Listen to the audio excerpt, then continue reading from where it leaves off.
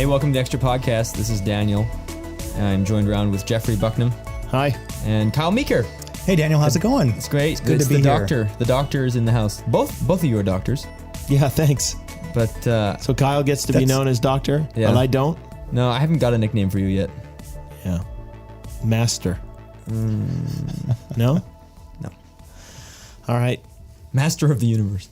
Hey, Did you ever watch Masters of the Universe? No. Kyle and I would have watched Masters of the I Universe. actually that the cartoon? I didn't like that show No, from the early a little bit 80s. weird. I don't know. I just couldn't get into He-Man and She-Ra. And Yeah. You know, I if know you go who back, He-Man is. if you go back, you can YouTube this. If you go back and you watch some of those shows, they're horrible. Like the animation is about as bad as you could possibly get. They just kind of put like a still shot, and his mouth moves occasionally. But it was cutting edge It's for the amazing day. how much we put up with. Right nowadays, my kids are like, that animation is so dated.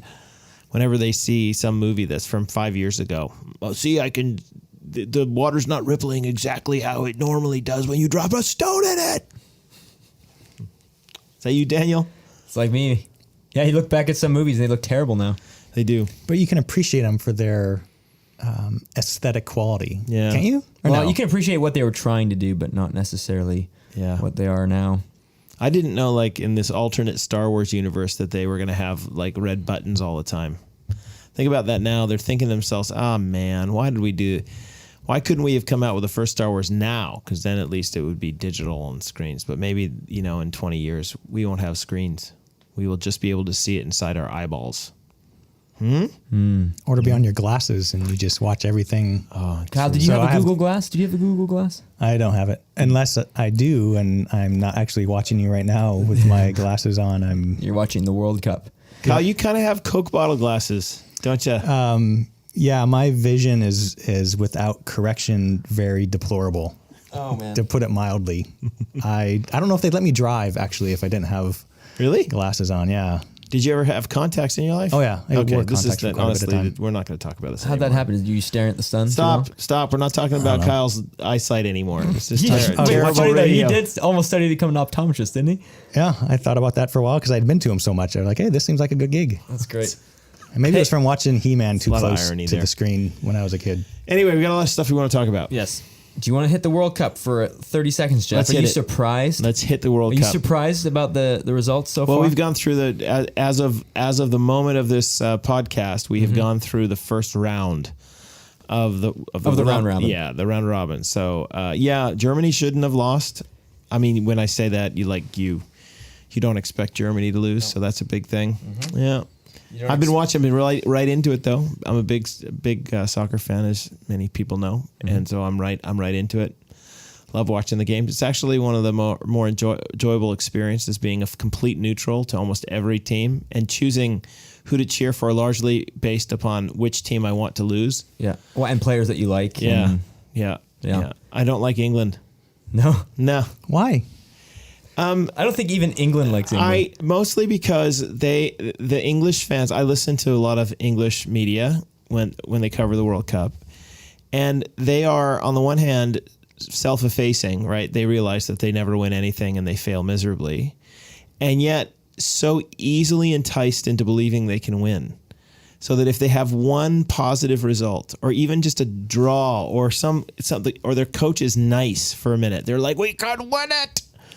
And then they talk about their team and the players on the team like they're world class play. You know what? They're really not, and they're not that good. It's basically a team called Tottenham in English garb, and Tottenham never wins anything. So don't worry, you'll be done soon, England. They did beat Tunisia.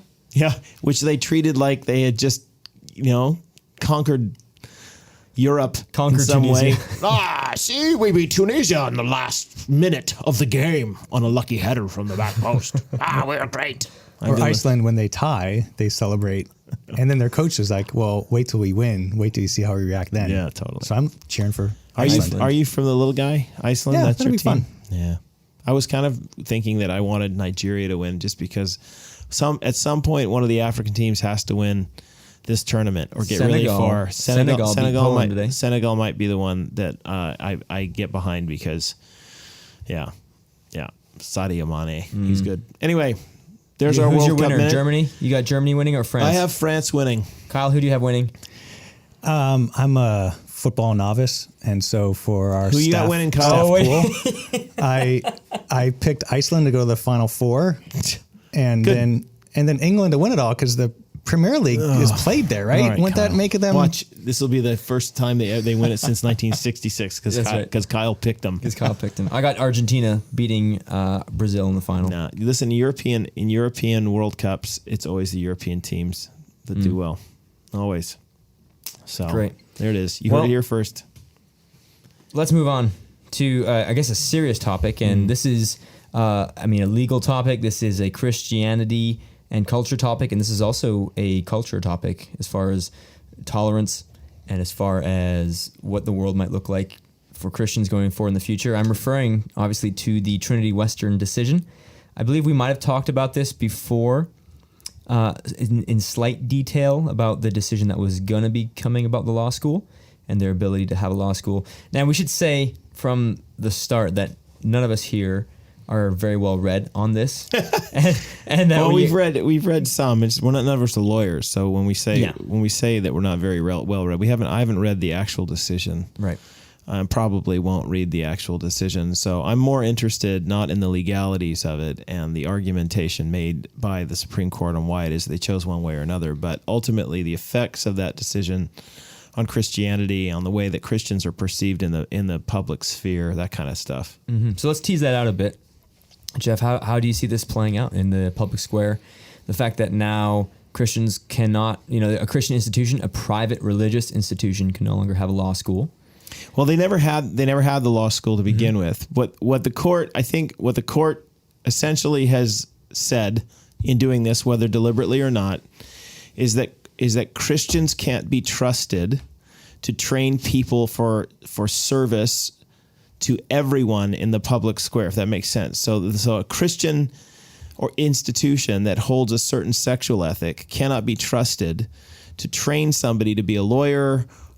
By implication, I'm assuming they must be extending that to other areas as well, but at least to lawyer. I think that's one of the reasons that Trinity Western's a little bit, or some I know are a little bit concerned about the fact they train nurses there and they also train teachers there, which are both involved in the public square. So if the principle stands that a Christian school with a certain sexual ethic cannot be trusted to train professionals to serve everybody, regardless of whatever their religious or sexual viewpoint is in the wider culture, then it's going to be extended to other areas as well. But I think that's the principle. I feel like I'm talking around it. The principle is Christian schools cannot be trusted to train people for work in secular arenas where they have to serve a wide population. Yeah, well, within that too, it's whether there should be access for somebody that was, lesbian and gay, LGBT affirming in their minds and their lifestyle, whether that person should be restricted access from any particular law school. And so part of the... And by implication, any particular school training any particular anybody, and I wouldn't say for any particular thing, I would say for things in the public square. So I think Christians are allowed to train people with their own religious viewpoints if those people are going to be serving that particular community, the Right. Christian community. Same thing with If they're Sikhs, training same up thing pastors. with Mormons, same thing, yeah. Because they're not interacting with the public square. Right, but as soon as Christian, a Muslim, Mormon, as soon as someone of a religious bent steps outside of that religious sphere, the religious territory in a sense, and goes into the public territory, which is what higher education is about, then what the Supreme Court has effectively said is that we rule that territory. We're the ones that have the final say in that secular territory. Yeah, and we won't allow, as the rulers of that territory, we won't allow people who have viewpoints that differ from ours. Which is this to me is the crux of it and the challenge in it. Quite honestly, is that as a significant pushback to the culture and to the rulers, to the current rulers in the culture, I kind of have a couple things to say. Number one, be careful what kinds of rules that you implement, because these things very much can come back to bite you if you end up wanting to express your authority over over minorities or for other groups that don't hold your viewpoint. Okay, whether by minorities, I'm not using racially. I'm saying those who don't have the power in the current moment, the cultural power. You're saying that even the Christians, we don't have cultural power. Are minority with the power. Anybody who doesn't have cultural power in the moment, if you're going to use your cultural power to oppress other people, just be careful, because you're not always going to be in power. Mm-hmm. And this is the challenge. This is the chief critique against Christianity for years, right? Is that you guys were in power and you marginalized people who didn't agree with you. Whether that's true or not, we can debate. But that's what's happening right now. The pushback is almost a vengeful pushback. Well, we've been in the shadows for so long, and now it's time for us to take our... That's what the Pride Parade is about. That's why you end up calling it Pride, right? Is that we were shamed for so long, and now we have pride. So ultimately, I'm just saying that's just be careful what you do. The second point, though, the second thing, which is to me more important, is... I just don't understand how it is secularism can preclude itself from any claims of religiosity. Does that make sense? Totally. Like that secularism says, well, look, there's sacred world and there's a secular world. And the sacred world is where all the religions dwell, and they can interact with their religious stuff, but nobody really cares that much about it. But when you come into the public square, it's got to be a secular public square, a religionless public square. Mm-hmm. I just do not understand how it is that secularism does not fit all the hallmarks of a traditional religion. Right. So, for example, get some examples there. Well, it answers all the questions that religions answer. Mm-hmm.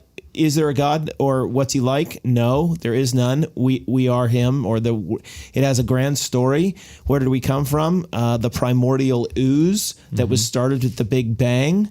Matter has always existed. It's got a story of how people develop. It has the story of morality. Evolution. Morality, it's got its own moral code. Whether or not that moral code can be backed up with the grand story that they have, because the grand story doesn't say that anything ought to be. It just says everything is, which would lead one to believe, of course, that there is no ought. There is only ises in the world. But that doesn't stop the secularists from passing moral opinions. This very issue is all about morality for them, and that they're trying to stop an immoral group, namely the Christians, from holding their immoral sexual opinions and impressing others with them. So there's a whole morality. If you break that moral code, the secular moral code, there will be a reckoning. In fact, I would argue that secularists today, especially those who govern the public square, are more fundamentalist than any fundamentalist Christian I've ever met.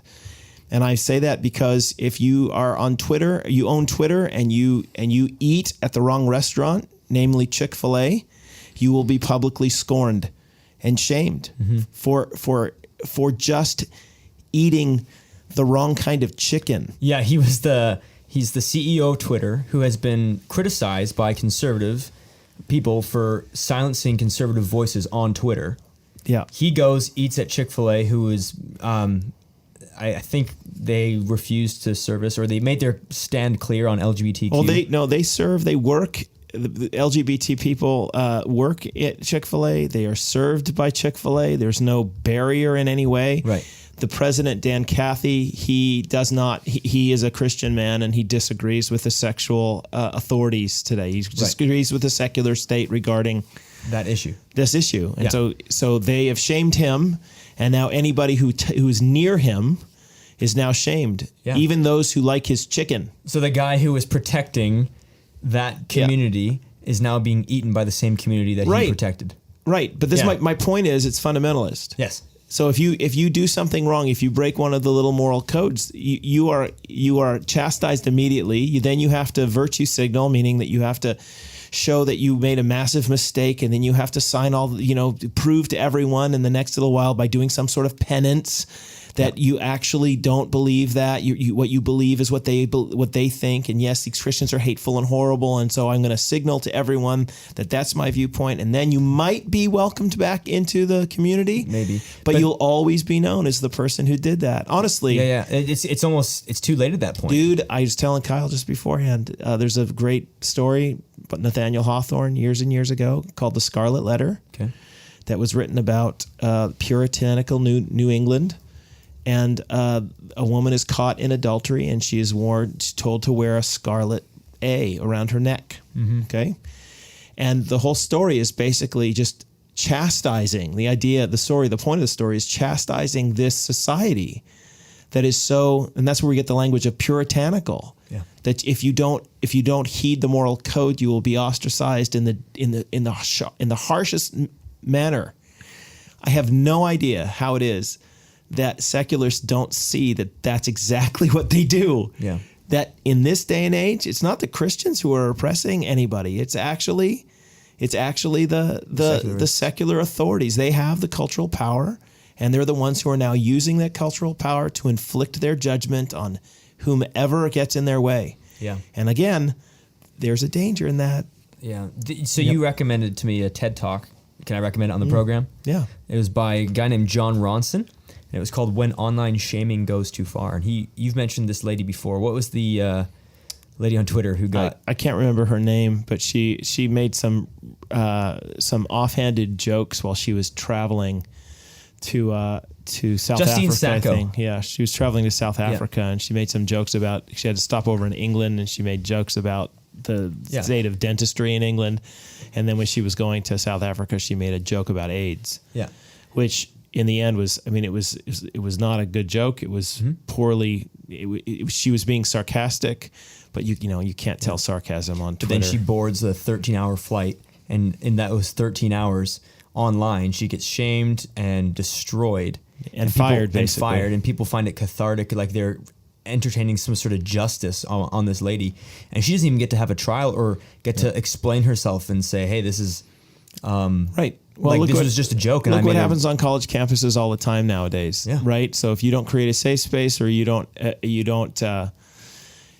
woke enough as a professor, you will be, and if you'll be chastised. If you allow a Christian speaker to come to your school now, they can't speak.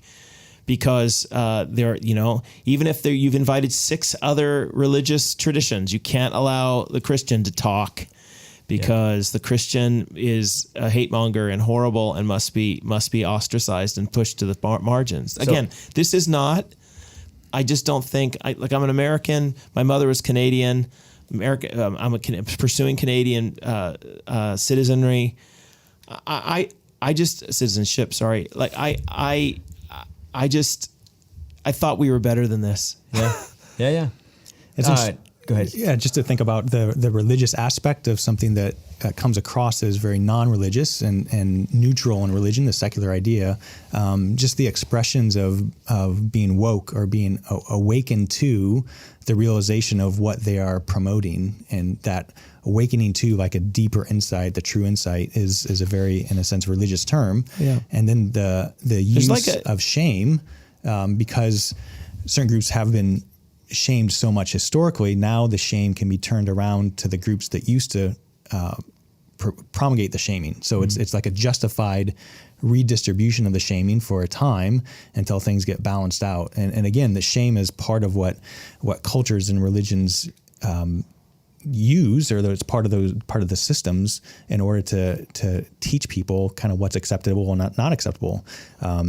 What's moral. What's moral and right. So if you do the immoral thing, if you do the wrong thing, then you're shamed in order to correct your behavior for the future.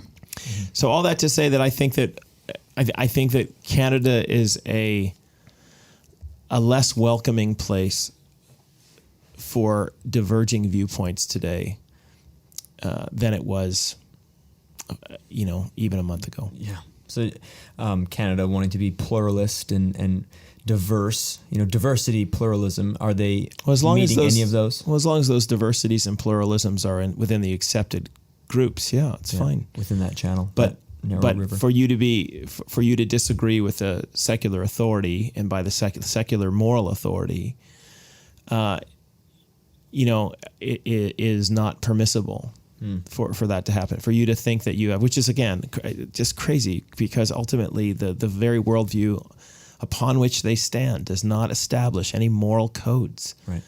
Right? But now you're expressing with a fundamentalist fervor the moral codes that you do not have a base to make true. But anyway, whatever. grab your pitchforks and get rid of all the Christians from the public square. Mm-hmm. It's a very sad day. Actually, after the decision from about Trinity Western came out, I've struggled a lot in my heart about the state of the world and what it's like to be a Christian in the West and to pastor people these days. Because there will be people who work in the public sphere, especially in a country like Canada where the government employs so many people. And I do wonder whether or not there will be conscience tests or clauses on contracts saying that you have to agree with the secular government. Yeah. I mean, we already do that. I mean, Justin Trudeau has established that with the summer jobs program recently, that you actually need to sign off. If you want to get a Canada summer jobs worker, you need to sign off with his government's viewpoint on abortion. Yeah. Well, everyone in his party has to be pro-abortion? You have to be for it. I don't know. But again, my point is that I just don't see what would stop them from making such a conscience clause required for every lawyer in the country. I don't know why they wouldn't do that for teachers. Kyle, do you know any reason why nurses wouldn't be required, or doctors, or anyone who works because it's all governed by the state. All of these areas are governed by the state. I just don't see what the Supreme Court essentially has done is opened up that Pandora's box. Yeah. Right. So it's an acid to eat through everything. Yeah. So the state now, through the Supreme Court ruling, has repositioned itself and reaffirmed that it gets to determine what marriage should be, and any type of religious system or religious institution, in this case Trinity Western, that has a marriage covenant or tries to define marriage traditionally and biblically, they can do that as long as they stay within their own space. But as soon as they come outside their space into the quote unquote state's space, then the state determines what marriage is, and if you don't agree with that, then you can't play ball there. Yeah. There's a great article in the Globe and Mail Canada by Margaret Wendt, and she talks about what could happen to the Salvation Army even. It's something that's been an organization that's been around for years doing humanitarian work for like Christians and non-Christians. And she says that like around the idea of and the practice of assisted suicide, assisted death, she writes, and we will see more, the Salvation Army, which by the way, Margaret's she's not a Christian. She claims that she's like a non-believer. She's a secularist. She says, and we will see more. The Salvation Army, which used to run some of the best hospitals in Canada, has already been driven from the medical field, partly because of its Christian beliefs. How long will it be before its superb palliative care hospital in Toronto also gets put out of business because it refuses to euthanize its patients? And then she continues, if you're a non-believer, as I am, maybe you think these things are no big deal, but look at it this way. This ruling doesn't enhance the spread of tolerance. Its effect is to punish minorities and narrow the range of diversity by denying people the right to congregate voluntarily in a small private institution and practice their beliefs as they see fit. It pushes them to the margins. Is this really our idea of a tolerant, pluralistic society? And she writes, I don't think so. So it's just fascinating. So as Christians then, I mean, where's the hope in this?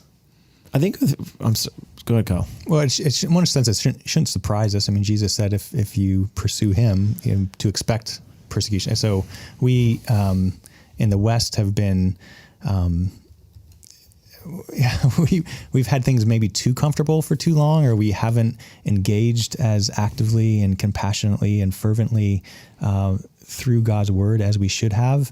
And so we've deluded ourselves in a sense to think that life in this world and the Western world and how we conceive of, the good Western life, so to speak, that's not the new heaven and new earth. That's not the ideal kingdom that Christ wants to bring in and will bring in.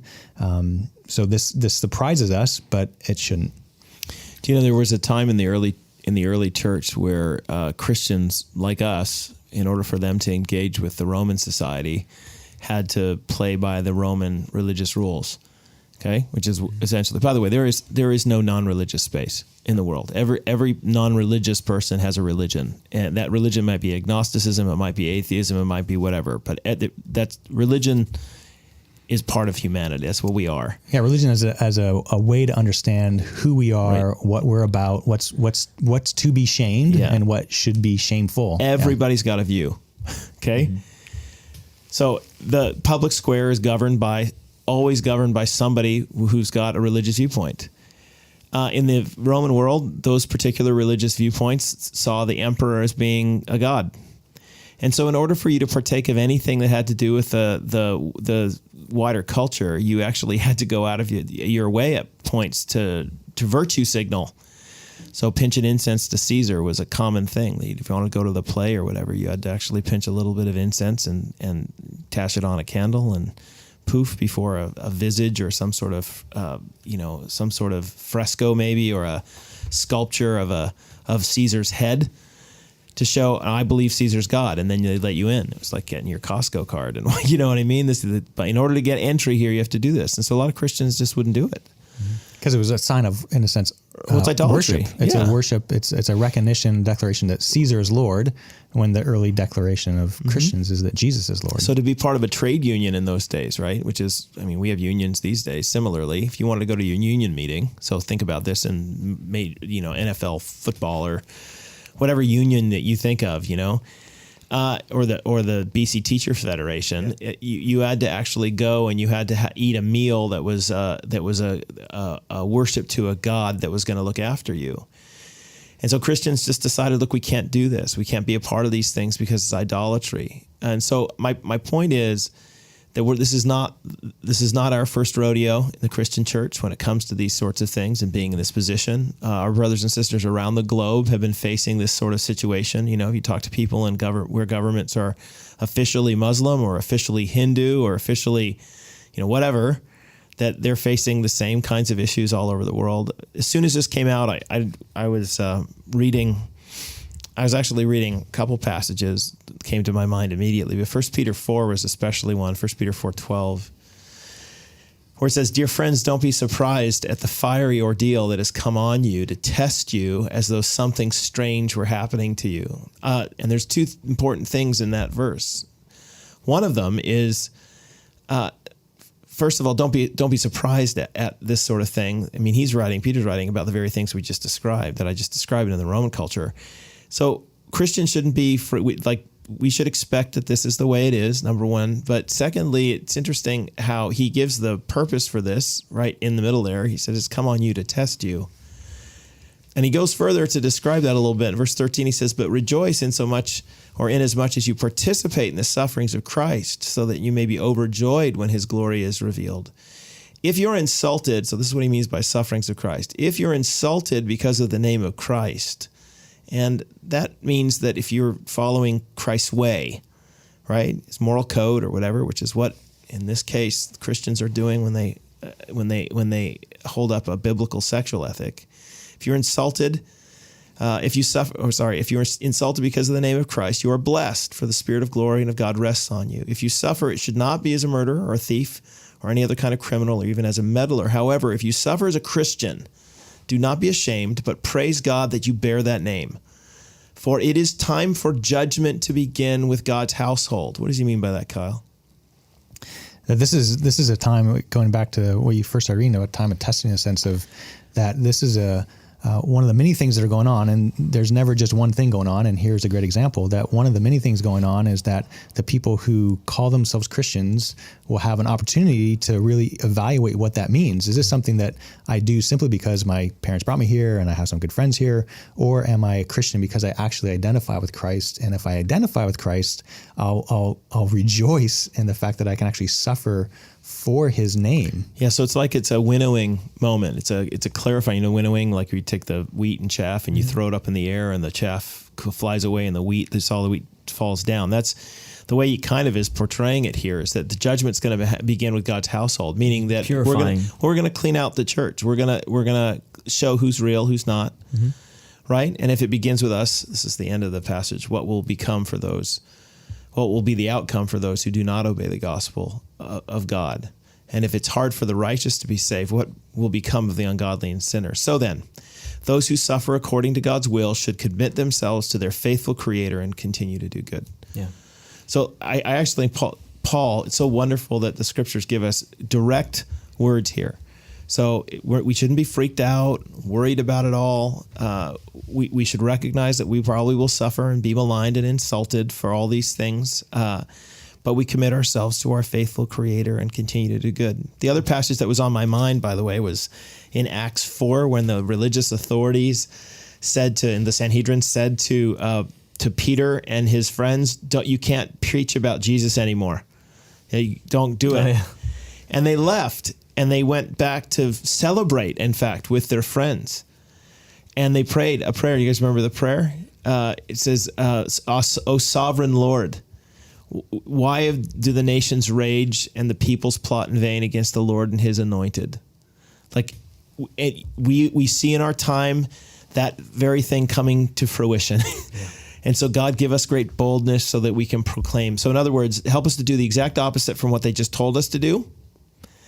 Because we know that you're sovereign, and you told us that this was going to happen, that when Jesus came, the nations will rage and the people will plot in vain against the Lord and his anointed.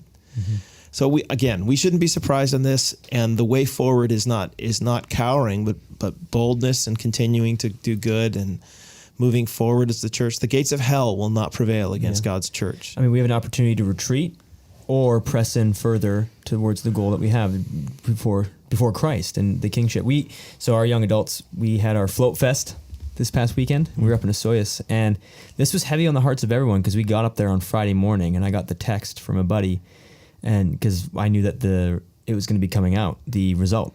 And I arrived in Princeton, looked at my phone, sitting at the A&W right there, and he said, yeah, Trinity got smashed. They lost, and this is a huge loss for Christianity. And so it was heavy on everyone's hearts the whole weekend.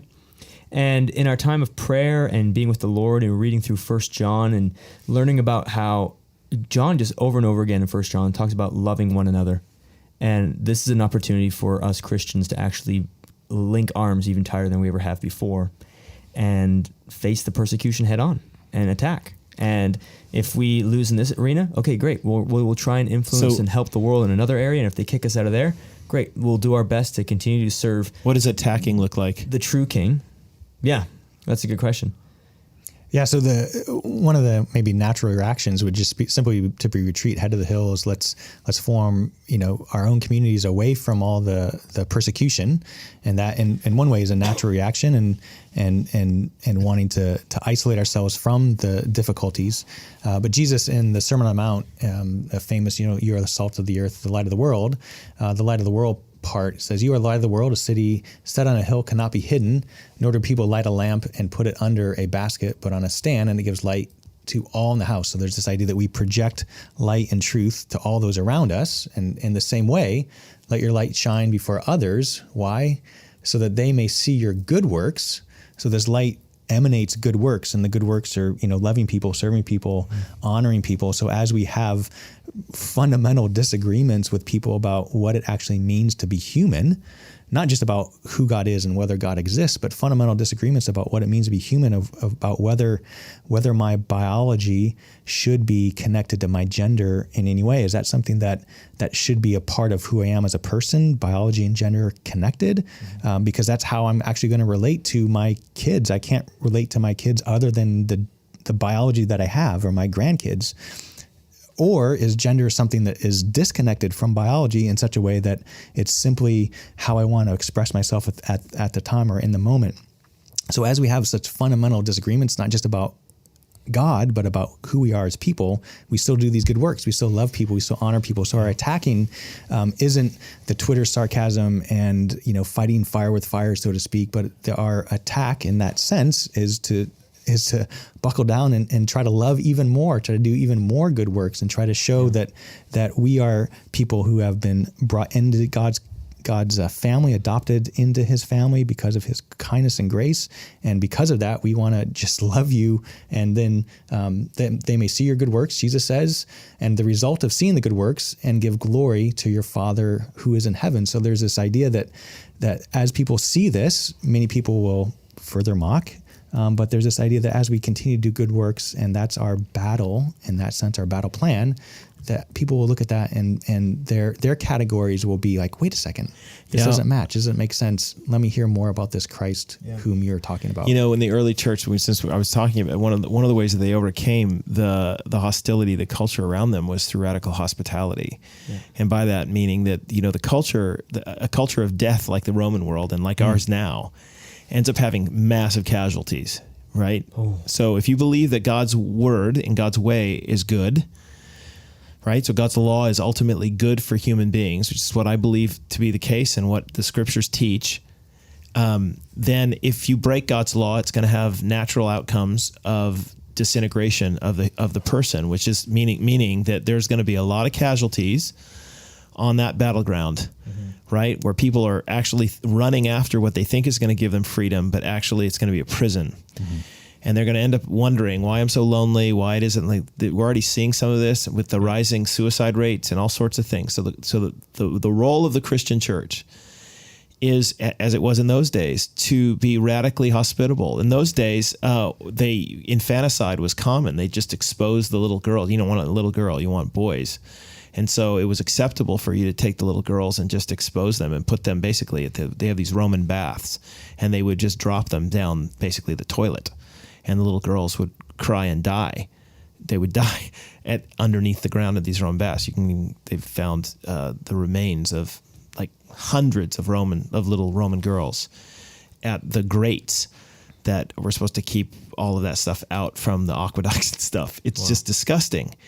But what the Christians would do in light of that kind of horror is that they would actually go, when there was little babies who were left outside, they would go and collect them up. You see some of this, in fact, in Korea, where you have a little box being left out so that parents can leave their little babies in there. And that's radical welcoming. You understand what I mean?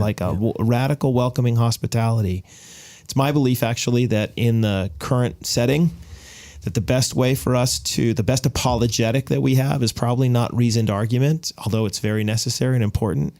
But the best apologetic the Christian church has is actually radical hospitality in the days ahead. A kind of community life, a kind of welcoming spirit, a kind of robust love, as Kyle said, love for one another, that ends up breaking the mold, so that when people walk around and they in this culture of where they're disintegrating, they look over at Christians who are just living qualitatively differently.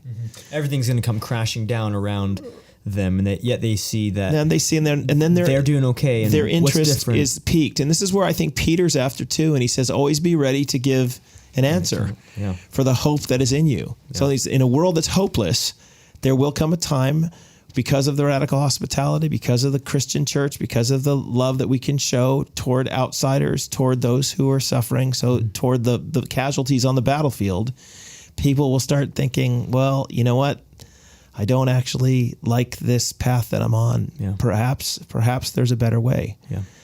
So I think this is actually, believe it or not, like oddly a good moment for the Christian church, right? Well, Peter will use language of an elect exile, right? Yeah. We're living as exiles, and but also we've talked about as a staff that we are we're citizens of heaven, and this church, Northview, and other local churches are embassies of that other kingdom of the and who the King is Christ, and so we belong to that country. We have a citizenship of heaven, and it transcends our local, and our King transcends our obedience to the local authorities as well. We answer to another who wants us to answer to our local authorities wherever those local authorities are in line with his will. Yes. And then ultimately we have the hope as well, not just in this time, but that King promises to come back, and he will right everything, and he'll make it good, and those who have done injustice will answer for it. Right. And his side is the right side of history. Yeah.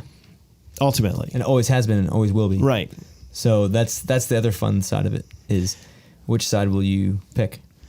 Yeah, I think one of the things that helps me too is the memory, the remembrance that the people of God have been around a very, very long time, if that makes sense, both in Israel, and God has kept his covenant with his people. And in Christ, now he's keeping his covenant with his people.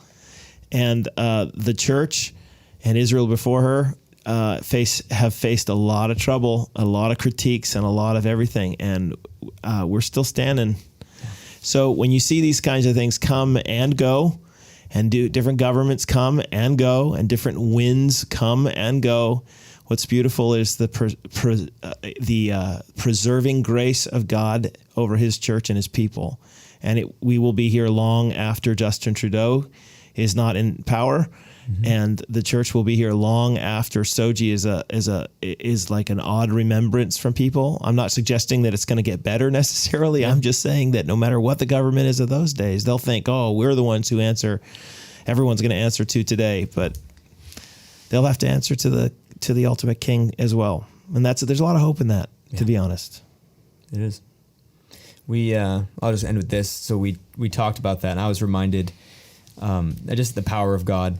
And as we were at Float Fest, we were worshiping the Lord on the beach and looking at the lake and the Soyuz. Float Fest is a young adults ministry retreat. Yes. In a Soyuz. Yes. Yeah. Okay. And so we were looking at the hills and the mountains in a Soyuz, and there was a storm in the distance. And so it didn't hit us. So we had sunshine and we were saved from the rain, but you could see lightning and you could hear the thunder in the distance. And we were singing to the Lord, our God. And seriously, when we sang the word Lord, the lightning went poof. We sang mighty, it went poof. We sang power, poof. And I was like, are you kidding me? Is anyone else seeing this right now? And it just occurred to me that, look, that is the type of power that this God has. He has control over even the physical universe here, and he always has, and he always will. And so our sovereign Lord, why do the nations rage and the peoples plot in vain against the Lord and his anointed? Grant us boldness to proclaim as we ought. Amen. So we have hope in it. That's good. I think that's a good place to end, a good way to end. So thank you guys. Yep. And hopefully this was helpful, and you at least the listeners, the many listeners, to understand what maybe just a little bit of what's happening. And we will see you next time.